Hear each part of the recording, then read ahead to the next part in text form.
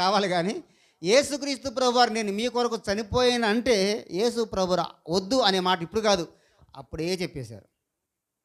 మాకొద్దు, బరబ్బా వద్దు. చెప్పండి, బరబ్బా అండి, యేసు ప్రభు మాకొద్దు, మాకు బరబ్బే కావాలి. ఎందుకండి ఈ బరబ్బా బందిపోటు దొంగ అప్పటికే క్రూరమైనటువంటి దొంగతనాలు, దోపిడీలు, నరహత్యలు ఎంతో చేసి భయంకరంగా ఉన్నాడు. అతనికి మరణశిక్షే సరైంది, ఊరే సరి అని చెప్పి అతనికి ఆ న్యాయ నిర్ణేతలు వారు నిర్ణయిస్తే ప్రజలు ఏమంటున్నారు? అందరు కలిపి యేసు ప్రభునైనా మీరు సిలువేయండి, కానీ ఈ పసకా పండుగ రోజున చెప్పండి ఈ బరబ్బాని వదిలిపెట్టండి.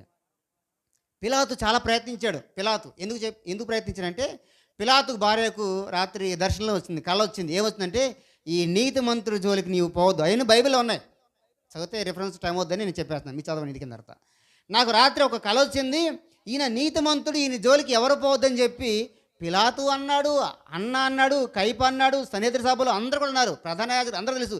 యేసు ప్రభు వారు ఏ దోషము ఏ తప్పిదము చేయలేదని 6 తీర్పుల్లో కూడా వెల్లడైంది. కోర్టులో చెప్పండి, కోర్టులో ఏమైంది? 6 తీర్పులు తీర్చారు.